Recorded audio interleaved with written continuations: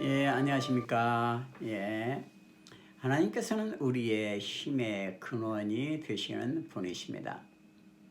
힘의 근원이 되시는 하나님께서 지금 현재 우리의 삶 가운데 구체적으로 어떻게 일하시고 계십니까? 하나님께서는 우리를 향한 하나님의 뜻이 다 이루어지기까지 결코 우리를 떠나지 아니하시는 분이십니다. 예, 오늘 주님이 우리에게 주시는 말씀은 창세기 28장 15절입니다. 창세기 28장 15절. 내가 너와 함께 있어 내가 어디로 가든지 너를 지키며 너를 이끌어 이 땅으로 돌아오게 할지라. 내가 내게 허락한 것을 다 이루기까지 너를 떠나지 아니하리라. 아멘. 창세기 28장 15절 말씀입니다. 하나님께서는 우리를 향한 하나님의 뜻이 다 이루어지기까지 결코 우리를 떠나지 않습니다. 자, 여기서 중요한 것은 하나님의 우리를 향한 뜻이 무엇이냐는 것이죠. 물론 각 사람마다 여러 가지 재능에 따라서 또 성격에 따라서 하나님의 사명이 다 다릅니다. 그러나 모든 하나님의 자녀들을 향한 하나님의 뜻은 대원칙이 있고 큰 스케줄이 있는데 그것은 먼저 모든 것을 합력하여 선을 이루신다는 것입니다. 우리가 때로는 실수를 하고 잘못한 일이 있다 할지라도 우리 아버지이신 하나님께서는 그것을 다시 좋게 만들어서 더 아름답게 만드시는 참으로 탁월한 예술가이신 것입니다.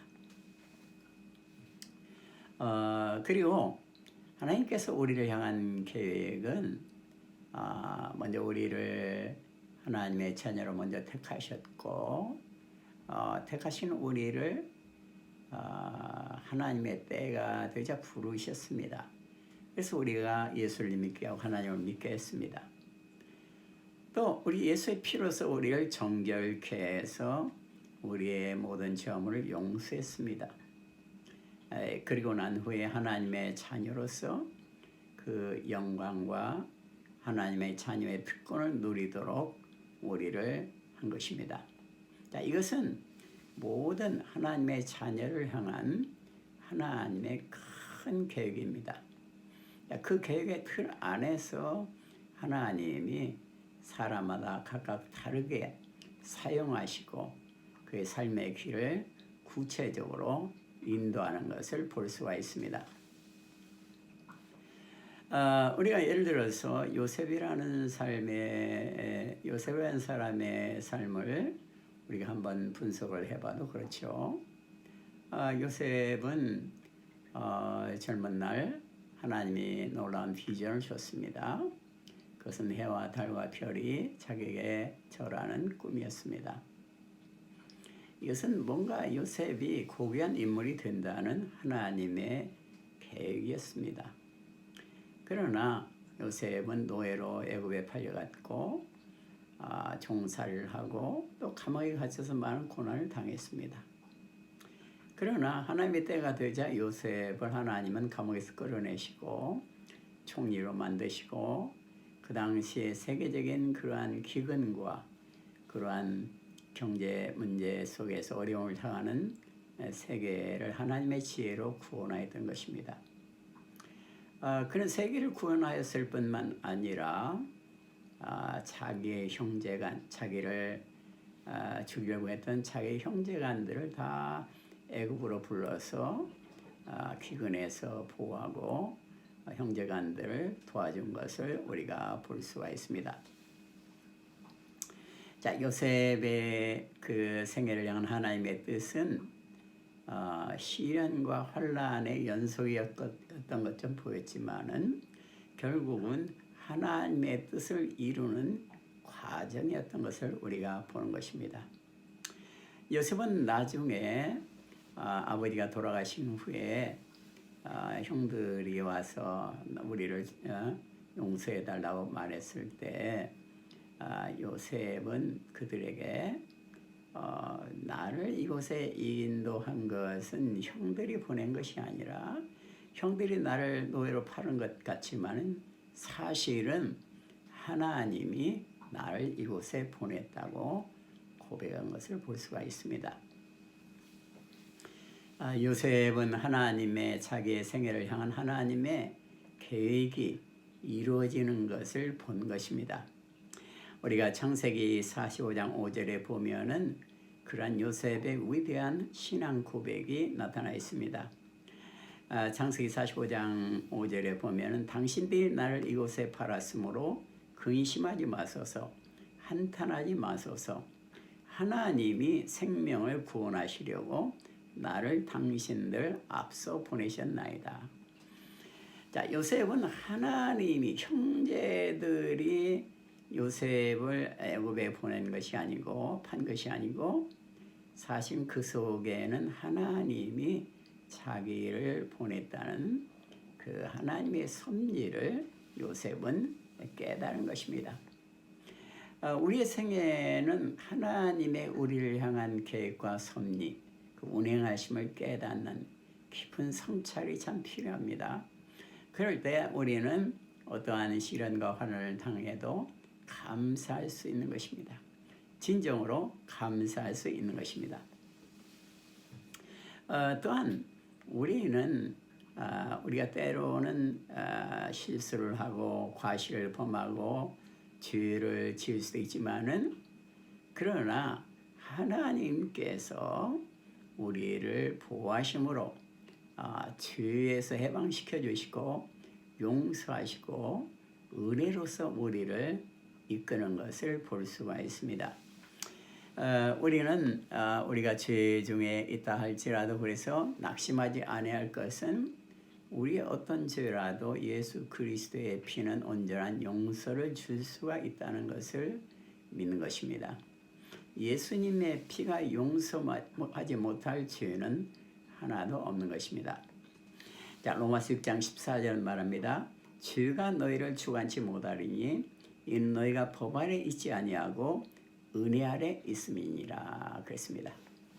우리의 생애는 예수 그리스도의 은혜 아래 지금 있는 것입니다. 은혜 아래 있기 때문에 우리는 죄의 그 법 아래 이렇게 묶여서 결박되지 않을 수가 있는 것입니다. 은혜는 어떠한 죄의 결박도 우리를 풀어내는 그러한 능력이 은혜 아래는 있는 것입니다. 또한 우리가 이 세상을 살아갈 때 나의 계획에 의해서 옛날에는 살아갔습니다. 우리가 예수를 모르고 하나님을 모를 때는 나의 인생은 내 것이다고 생각을 했는데 사실은 우리의 인생은 나중에 생각을 해보니까 하나님의 계획이었고 하나님의 인도였던 것입니다.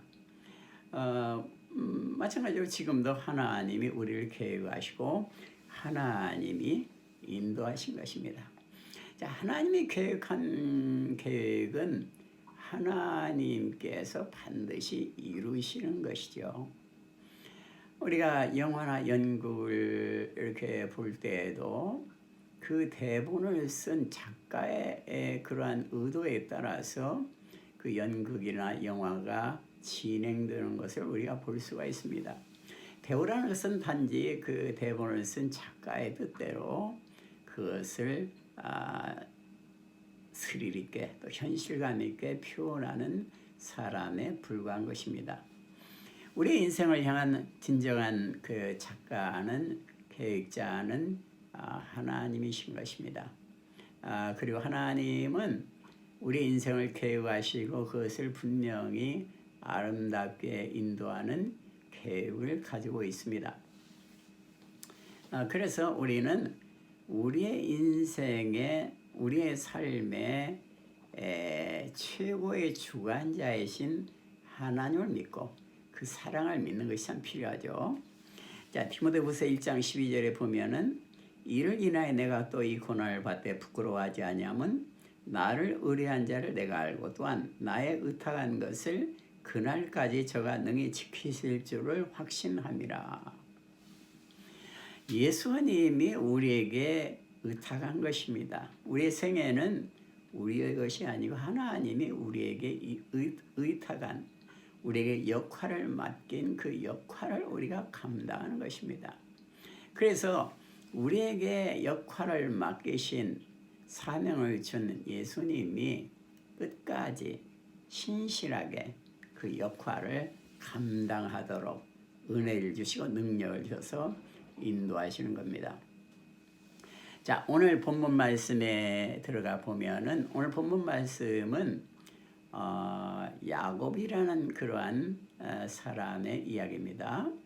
야곱은 젊은 시절에 뭔가 자기 인생을 자기 스스로 만드는 줄 생각했던 모양이었습니다. 그래서 아버지의 축복도 자기가 좀 꾀를 쓴다면은 이제 갈취할 수가 있다, 이런 생각을 했던 모양입니다. 그래서 아버지에게 맛있는 팥죽을 끓여서 대접을 하고 모든 그 축복을 자기가 전부 이렇게 얻으려고 아버지께 나간 것입니다. 특히 형이었던 에서가 사냥하러 나갔을 때를 이용해서 아버지께 나가서 그는 아버지로부터 이제 형 에서처럼 변장을 해가지고 형과 모든 축복을 자기가 이제 갈취했던 것입니다. 물론 인간이 갈취를 한다고 해서 하나님이 주시는 것은 아니죠. 그것은 이미 야곱을 향한 하나님의 계획이 있었기 때문에 하나님의 계획이 이루어지는 것에 불과할 뿐인 것이죠. 그런데 이것은 결국은 형 에서의 분노를 사게 됐고 나중에 에서는 야곱을 이제 죽이려고 이렇게 했던 것입니다. 그래서 어머니였던 리브가는 야곱과 에서를 다 잃을 수 있는 위험에 봉착해서 했습니다. 그래서 야곱을 집을 나가게 피신하게 한 것입니다. 그래서 자기의 원래 고향이었던 하란으로 돌아가서 거기에 생활하도록 야곱을 짐을 싸서 내보냈던 것입니다.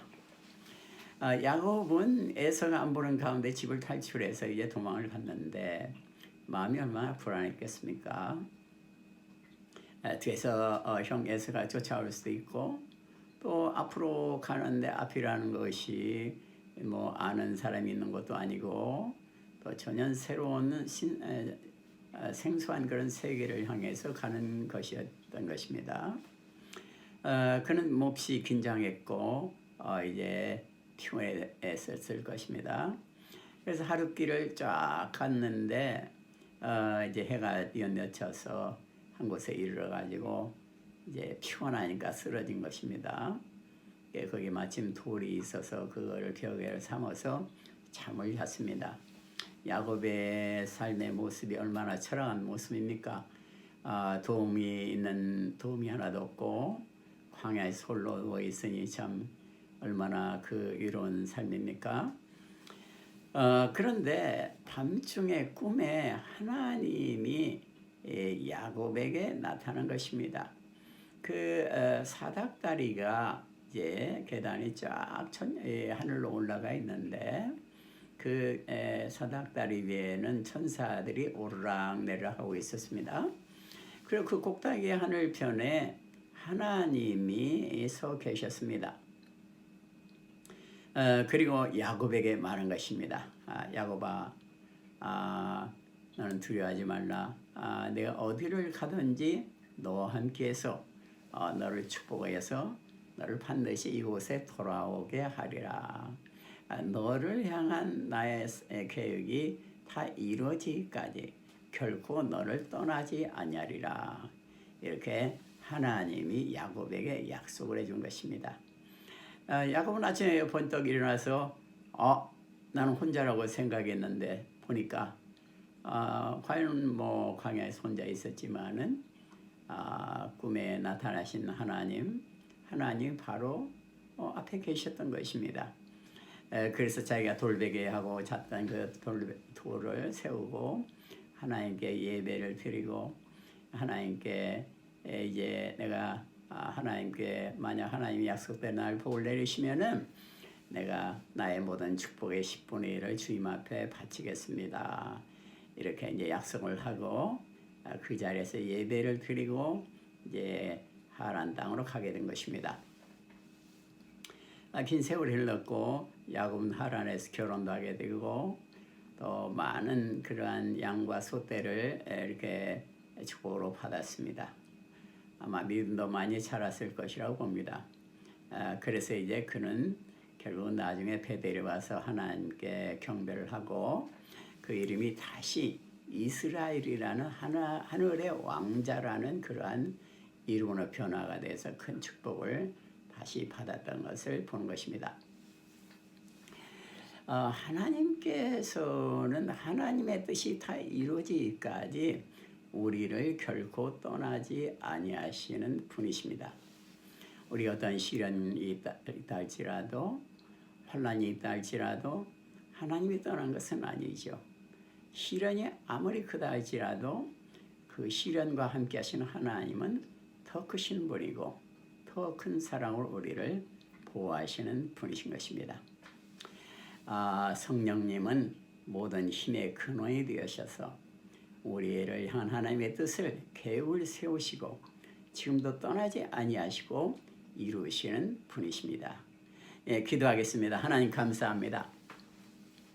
우리를 향한 놀라운 계획을 가지시고 우리를 결코 떠나지 아니하시고 하나님의 계획이 이루어질 때까지 우리를 보호하시고 인도하심을 믿습니다.